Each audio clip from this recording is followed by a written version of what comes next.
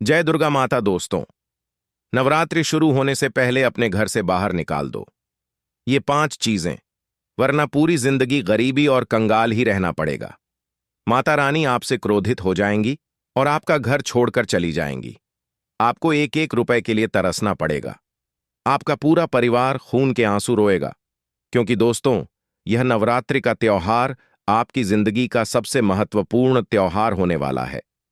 आप लोग माता रानी को प्रसन्न करने के लिए व्रत रखेंगे, उपवास रखेंगे, माता रानी की विधि विधान से पूजा करेंगे। लेकिन अगर आपके घर में यह 5 चीजें अगर जाने अनजाने में भी पड़ी रहीं, तो माता रानी आपके हर व्रत, हर उपवास का फल आपको नहीं देगी। आपका हर बनता बनाया काम बिगड़ेगा। आपकी पूजा का फल आपको नहीं मिलेगा। उल्टा माता रानी आपसे नाराज हो जाएंगी और आपके ऊपर क्रोध बरसाएंगी। माता लक्ष्मी आपके घर के द्वार से ही वापस लौटकर चली जाएगी।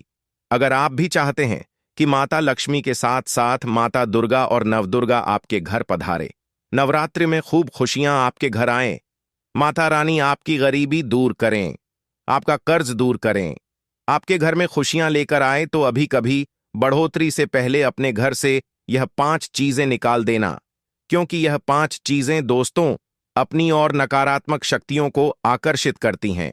जाने अजाने में आप अपने घर में यह 5 चीजें लेकर आ जाते हैं, जिससे आपके घर में कंगाली आती है और आपके घर में भूखमरी आती है। दोस्तों, आपका हर काम बिगड़ता है। तो आज इस वीडियो में मैं आपको बताऊंगा कि आपको नवरात्रि शुरू होने से पहले अपने घर से क्या क्या बाहर निकालना है, जिससे माता लक्ष्मी और नवदुर्गा के घर पधारें। दोस्तों, वीडियो में शुरू से लेकर मेरे साथ आखिरी तक बने रहिएगा। वीडियो बहुत ही खास होने वाली है, बहुत ही महत्वपूर्ण होने वाली है, इसलिए सबसे पहले वीडियो को लाइक जरूर कर दीजिए। माता रानी के सच्चे भक्त वीडियो को लाइक जरूर करें और कमेंट बॉक्स में 3 बार जय माता दी, जय माता दी, जय माता दी जरूर लिखिएगा। देखिए दोस्तों, नवरात्रि के 9 दिनों में आप लोगों को सबसे ज्यादा अपने घर की साफ सफाई पर ध्यान देना चाहिए, क्योंकि हमारे घर में कुछ ऐसी गंदगी पड़ी होती है जो हमारे घर में माता रानी को आने से रोकती है। ऐसे में अगर घर में गंदगी होगी तो माता रानी हमारे घर में नहीं आएंगी और हमारे घर के द्वार से ही लौटकर चली जाएंगी। इसीलिए घर में साफ सफाई का होना बहुत ज्यादा जरूरी है। दोस्तों, आपको अपने घर में एक एक कोने की अच्छे से सफाई करनी है। कुछ लोग दोस्तों घर में साफ सफाई नहीं रखते हैं और फिर नवरात्रि के इन 9 दिनों में माता रानी को घर में आमंत्रित करते हैं, तो माता रानी आपके घर पर कैसे आएंगी? कैसे आपकी माता रानी हर दुख दूर करेगी? जब आपका घर ही स्वच्छ ना हो तो फिर माता रानी आपके घर पर आ ही नहीं सकती। इसीलिए अपने घर की साफ सफाई का विशेष रूप से ध्यान रखें। अपने घर को अच्छे से साफ सुथरा करें। अपने घर में गंगा जल के छींटे लगाएं। उसके बाद अपने घर में लोबान और गुग्गल का धूप करें। दोस्तों, आपको इस बात का ध्यान रखना है कि नवरात्रि के 9 दिनों में अपने घर में कोई भी अशुद्ध चीज लेकर ना आए, जैसे कि मांसाहारी भोजन हो गया, साथ ही कुछ कुछ चमड़े की चीज हो गई, या फिर दोस्तों कोई जीव जंतु का अंश हो गया। आपको अपने घर में नहीं लाना है, क्योंकि यह अशुद्ध चीज होती है जिससे माता रानी को दोस्तों चोट पहुंचती है। इसलिए माता रानी के इन दिनों में अपने घर में यह सारी चीजें बिल्कुल भी ना लेकर आए। और अगर आपके घर में पहले से ही अशुद्ध चीजें पड़ी हैं तो अपने घर से बाहर कर दें। कूड़ा है, कबाड़ है, यह भी घर से बाहर निकाल चाहिए, ताकि माता रानी आपके घर में अवश्य रूप से पधारें। वैसे भी दिवाली आने वाली है, लेकिन अभी से साफ सफाई करना चाहिए। दोस्तों, हमारे शास्त्रों में मां दुर्गा की पूजा के साथ ही कुछ विशेष नियमों का पालन भी किया जाता है। मान्यता है कि नवरात्रि के 9 दिनों में मां दुर्गा अपने वाहन के साथ धरती पर विचरण करती है, और जो लोग सच्ची श्रद्धा के साथ माता दुर्गा की भक्ति में मन लगाते हैं, उनकी सभी मनोकामना पूर्ण होती है। और दोस्तों, यह जो नवरात्रि है बहुत ही पावन त्योहार है और बहुत ही पवित्र महीना भी है दोस्तों। तो ऐसे में आपको शुद्ध और सात्विकता के साथ हर नियम का पालन करना चाहिए। दोस्तों, नवरात्रि शुरू होने से पहले या फिर आप जिस भी दिन वीडियो देख रहे हो, उसी किसी दिन घर की अच्छे से साफ सफाई कर लें। घर के भी कोने में जाले नहीं होने चाहिए। इसके साथ ही घर में किसी प्रकार की पुरानी टूटी फूटी चीज भी नहीं रखना चाहिए। और दोस्तों, नवरात्रि से पहले ही घर से हटा दें या नवरात्रि लग चुकी हो तो दोस्तों उस दौरान भी आप घर से बाहर कर दें। अच्छे से घर के कोने कोने की सफाई कर लें। घर के पूजा स्थान की भी आपको बहुत अच्छे से साफ सफाई करनी चाहिए। जो घर में मंदिर है उसकी अच्छे से साफ सफाई करें और भगवान के सभी वस्त्र पोशाक और आसन धोकर डाल दें और मंदिर में से जो अनुपयोगी चीजें हैं उनको हटा दें। इससे माता रानी का जो मंदिर है वह स्वच्छ होगा तो माता रानी आपके घर में अवश्य रूप से आएगी। दोस्तों, तो आशा है मेरी बात आपको पसंद आ गई होगी। अब अगली चीज को ध्यान से सुनिएगा दोस्तों। शास्त्रों बताया गया है कि नवरात्रि के 9 दिनों में पूरी तरह से आपको सात्विकता का पालन करना चाहिए। दोस्तों, कई लोगों की आदत होती है मांस खाने की, कई में लोगों की आदत होती है नशा करने की। तो दोस्तों, आपको इन चीजों का बिल्कुल भी सेवन नहीं करना है। कई लोग प्याज और लहसुन का भी सेवन करते हैं। नवरात्रि से पहले पहले दोस्तों, अगर आपके घर में लहसुन प्याज है, मांस मदिरा है तो उनको हटा देना बात का विशेष रूप से ध्यान रखिए, वरना आप अगर व्रत रखते हो या नहीं भी रखते हैं इस तो भी माता रानी का क्रोध आप पर टूट पड़ेगा। हो अगर आपके घर में कोई व्यक्ति है जो मांसाहारी है, जिसको मांस खाने की आदत है या फिर जिसको नशा करने की आदत है, तो दोस्तों आप उसको अच्छे से समझा दें कि 9 दिनों तक ना ही मांस खाना है, ना ही दारू पीना है, ना ही शराब पीनी है। अगर वह यह सब चीज छोड़ नहीं सकता तो उनको अपने 9 दिनों किसी तक घर में ना आने दे दो। आप दोस्तों माता रानी के क्रोध से बचे रहोगे। यदि आपके घर में प्याज लहसुन है तो रसोई घर से निकालकर अलग कहीं कोने में रख दे। यदि आप पूरे 9 दिनों में व्रत नहीं भी रख रहे हैं तो दोस्तों आपको फिर भी सादा भोजन करना चाहिए। 9 दिनों तक लहसुन प्याज का सेवन भी आप लोगों को नहीं करना है। अब दोस्तों, अगली चीज है, कई लोग नवरात्रि के दौरान नाखून काट लेते हैं और बाल काट लेते हैं। दोस्तों, कई लोगों को पता नहीं होता है कि नवरात्रि के इन 9 दिनों में नाखून और बाल काटना बहुत ही अशुभ होता है। इससे माता रानी को कष्ट पहुंचता है। जब आप अपने शरीर के अंग का कोई बाल काटते हैं या फिर अपना कोई नाखून काटते हैं तो उससे माता रानी को बहुत ही पीड़ा पहुंचती है। ऐसे में अगर आपको बाल कटवाने हैं तो या तो नवरात्रि के बाद कटवाएं या फिर पहले कटवा लें। दोस्तों, अगर आप नवरात्रि के दौरान नाखून काट रहे हो, बाल काट रहे हो तो समझ लेना आपने माता रानी को कष्ट पहुंचाया। उसके बाद माता रानी का जो क्रोध आपको सहना पड़ेगा दोस्तों, उससे आप वाकिफ भी नहीं होंगे। कई बड़ी बड़ी मुसीबतें आपके ऊपर आ सकती हैं। जो लोग दोस्तों नवरात्रि में नाखून काटते हैं और बाल काटते हैं उनके जीवन में दोस्तों उनको कई कठिनाइयों का सामना करना पड़ता है उनको दर दर की ठोकरें खानी पड़ती हैं। उनके ऊपर बहुत सारा कर्ज हो जाता है। उनका वंश आगे नहीं बढ़ पाता है। इसीलिए नाखून और बाल नवरात्रि के दौरान बिल्कुल भी नहीं काटे जाते। इन 9 दिनों में दाढ़ी भी नहीं बनानी है, ना ही शरीर के किसी भी अंग का बाल काटना है। नवरात्रि में यह 5 काम करना बहुत ही शुभ है और दोस्तों बहुत ही अशुभ प्रभाव आपको मिलते हैं और मां दुर्गा आपसे नाराज हो जाएगी। इसलिए इन 9 दिनों तक दोस्तों बिल्कुल भी आपको नाखून और बाल नहीं कटवाने हैं। तो आशा है दोस्तों अच्छे से आपको समझ आ गया होगा। अब अगली चीज दोस्तों बहुत ही महत्वपूर्ण है, क्योंकि कई लोग दोस्तों इन चीजों को करते ही करते हैं। देखिए, नवरात्रि के इन 9 दिनों में चमड़े की कोई भी वस्तु नहीं खरीदनी चाहिए। कई लोग दोस्तों पर्स खरीद लेते हैं, कई लोग बेल्ट खरीद लेते हैं, तो दोस्तों कई लोग इन चीजों को पहनते भी हैं। मैं आपसे हाथ जोड़कर विनती करता हूं कि नवरात्र के इन 9 दिनों ना ही चमड़े या फिर लेदर की कोई वस्तु आपको खरीदनी है और ना ही पहननी है। इसके पीछे का कारण यह है कि चमड़ा और लेदर दोस्तों आपको पता ही है कि जानवरों की खाल से बनता है। इसलिए ऐसी चीजों का प्रयोग नवरात्रि में वर्जित माना गया है। बेहतर होगा कि आप नवरात्रि के 9 दिनों में चमड़े की वस्तु का प्रयोग ना करें और ना ही घर में खरीद कर लाएं। वरना दोस्तों अगर आप ऐसा 2-3 बार करते हो तो इससे माता रानी आपसे बहुत क्रोधित हो जाएगी और आपको दोस्तों बहुत ज्यादा समस्याओं का सामना करना पड़ सकता है। जो व्यक्ति चमड़े की वस्तु का नवरात्रि में प्रयोग करता है उसको मानसिक बीमारियों से जूझना पड़ता है। उसकी बुद्धि धीरे धीरे कम हो जाती है और धीरे धीरे दोस्तों वह पागलों जैसा हो जाता है और माता रानी उसके और उसके साथ साथ उसके परिवार को भी कष्ट दे देती है। इसलिए आपको ध्यान रखना है कि नवरात्र के 9 दिनों में लेदर की चमड़े की चीजों का प्रयोग नहीं करना है। आशा है मेरी बात आपको अच्छे से समझ आ गई होगी। दोस्तों, आपको बता दूं कि यह जो नवरात्र है और दोस्तों यह जो नवरात्र है अखंड रहेंगी। अंग्रेजी तारीख और तिथियों का ठीक तालमेल होने से एक भी तिथि दोस्तों कम नहीं हो रही है। इस तरह नवरात्रि में पूरे 9 दिनों का शक्ति पर्व मनाया जा रहा है। दोस्तों, इसके साथ ही इस साल नवरात्रि के 9 दिन बेहद अद्भुत योग का संयोग भी बन रहा है दोस्तों। दोस्तों, आपने बिल्कुल सत्य सुना। इन 9 दिनों में 9 अलग अलग संयोग बनेंगे जिससे भक्तों को माता रानी का विशेष आशीर्वाद भी प्राप्त होगा। बिल्कुल ध्यान से सुनिएगा दोस्तों।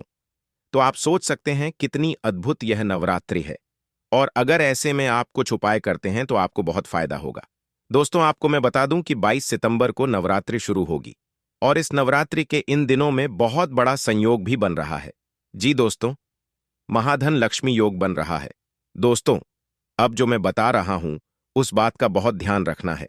आप सभी जानते हैं कि नवरात्रि का त्योहार खास करके माता रानी को समर्पित होता है।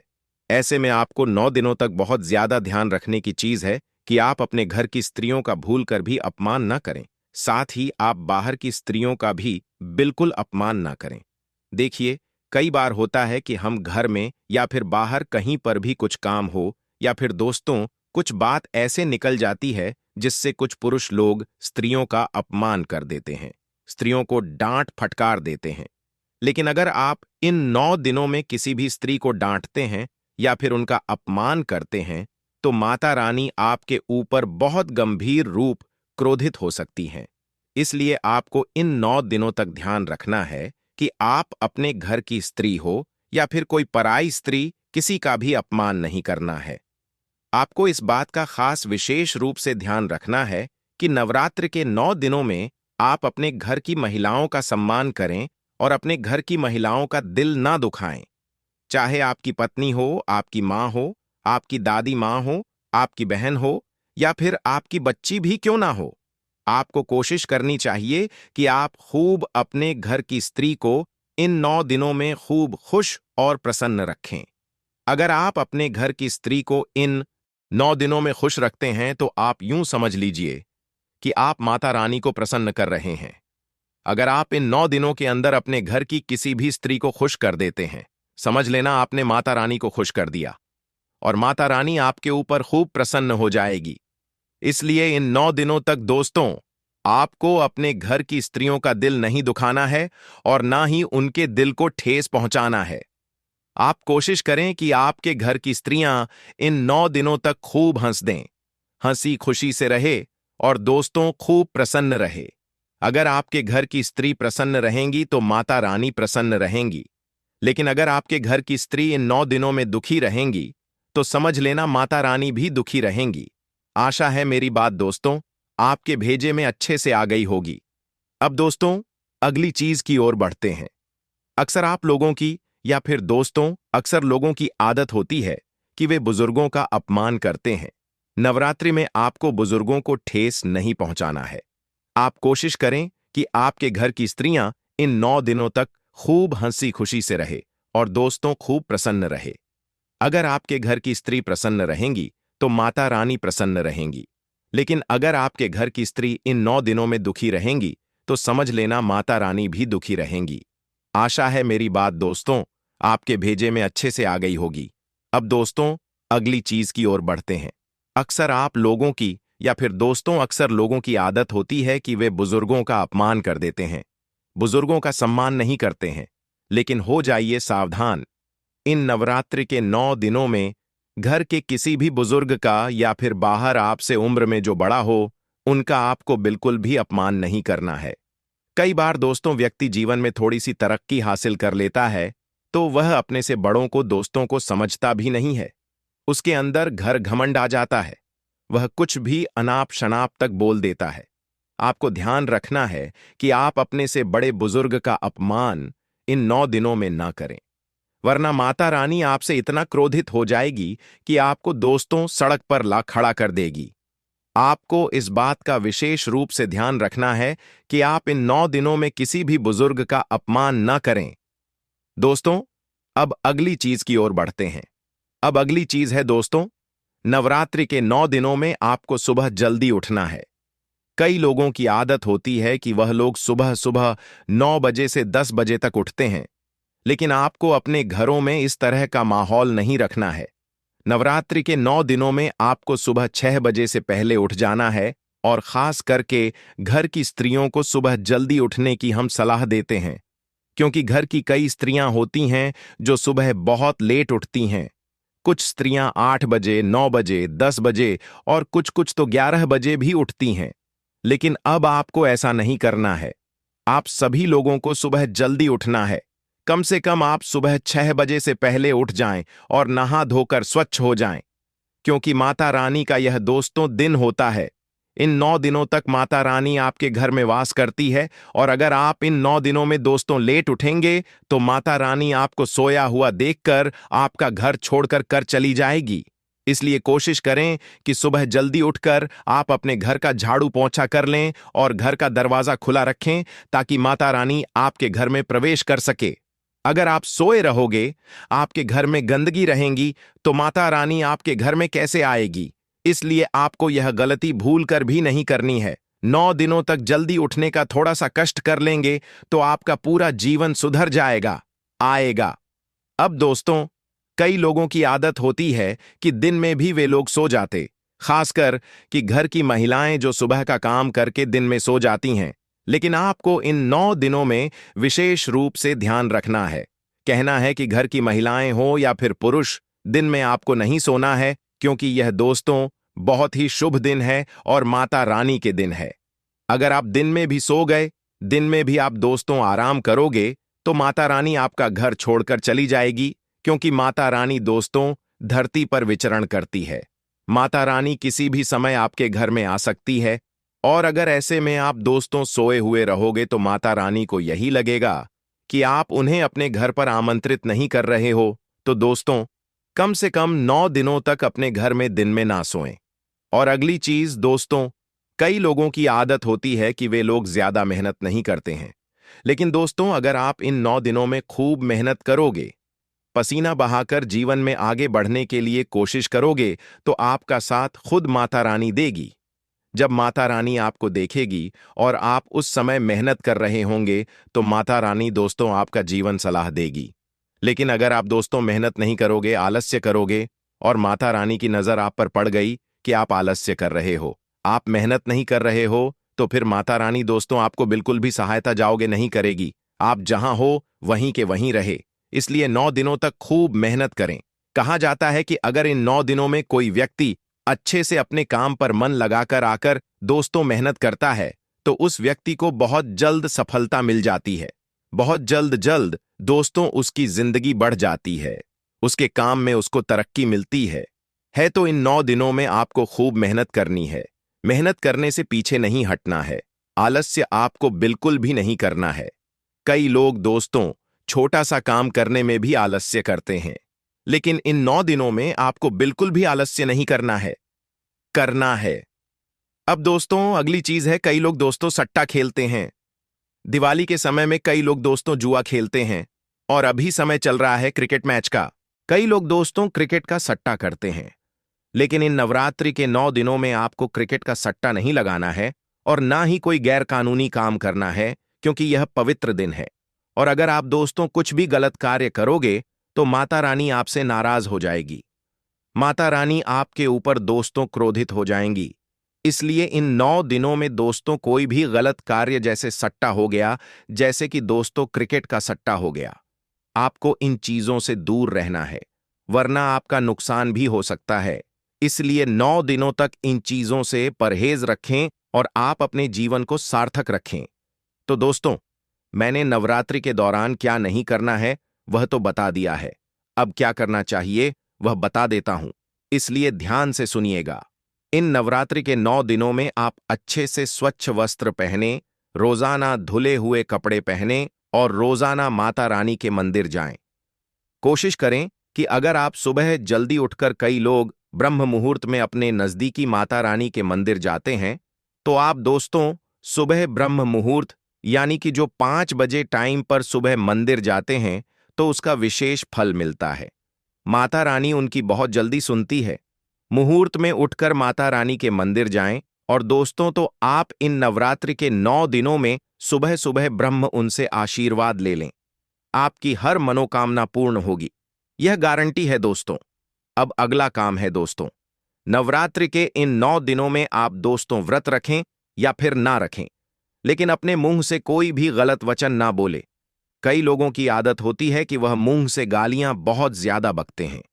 छोटी छोटी बातों में दोस्तों को लोग गाली देते हैं, अपशब्द बोलते रहते हैं। लेकिन नवरात्रि के 9 दिनों में भूलकर भी आपको अपने मुंह से अपशब्द नहीं निकालने होते हैं, क्योंकि नवरात्रि के 9 दिनों में देखिए, सरस्वती मां अपनी जुबान पर बैठी हुई होती है। माता रानी दोस्तों जुबान पर होती है, इसलिए अपनी जुबान से कोई भी गलत शब्द ना निकालें और कोशिश करें कि 9 दिनों में अपने मुंह से सब अच्छे शब्द निकालें। आप अपने मुंह से अच्छे अच्छे शब्द अगर निकालोगे तो दोस्तों वह चीज हो जाएगी। अगर आप कहोगे कि मेरा घर बन जाएगा, मेरा घर बन जाएगा, तो दोस्तों आप देखेंगे कि नवरात्रि के 9 माता रानी की ऐसी कृपा होगी कि दिनों में सच में घर बन जाएगा। अगर गाड़ी आपका कहोगे कि मैं गाड़ी लूंगा, तो आप बहुत जल्द गाड़ी ले लोगे। आप दोस्तों जो भी मुंह से शब्द निकालोगे वह चीज हो जाएगा। इसीलिए कुछ अच्छा बोलो, गलत मत बोलिए। अगर गलत बोलोगे तो दोस्तों गलत हो जाएगा। कई लोगों की आदत होती है कि वे अक्सर दोस्तों गलत बोलते हैं। कई लोगों के पास पैसा होता है तो भी वे बोलते हैं कि मेरे पास तो पैसा नहीं है, मेरे पास तो जहर खाने के भी पैसे नहीं हैं। तो दोस्तों अगर आप ऐसा कहोगे तो सच में आपके पास फिर पैसा नहीं बचेगा। इसलिए मुंह से कोई भी गलत शब्द ना निकले। आप कोशिश करें कि आपके मुंह से सारे शब्द अच्छे हों, पॉजिटिव हो, सकारात्मक हो। सुबह का समय हमारे लिए बेहद खास होता है। अगर हम इस समय कुछ सही आदतें अपनाएं तो हमारी जिंदगी में समृद्धि और खुशहाली आ सकती है। इस वीडियो में हम आपको बताएंगे कि सुबह उठते ही कौन सी छोटी सी आदतें आपके घर में धन और सुख, शांति ला सकती हैं। साथ ही हम यह भी जानेंगे कि किन गलतियों से बचना चाहिए जो परिवार में समस्याएं और संकट ला सकती हैं। इस जानकारी को पूरी तरह से जानने के लिए वीडियो को अंत तक देखें। और अगर आपको यह जानकारी पसंद आए तो कमेंट्स में जय लिखें, हनुमान जरूर लिखें। सुबह सुबह उठकर यह एक चीज जरूर खा लें। धर्म ग्रंथों में हमें यह बताया गया है कि इस एक चीज से घर में कभी भी धन की कमी नहीं होती। भगवान श्री कृष्ण ने कहा है कि जो व्यक्ति सुबह खाली पेट इस चीज का सेवन करता है, उसके घर में धन और समृद्धि का वास होता है।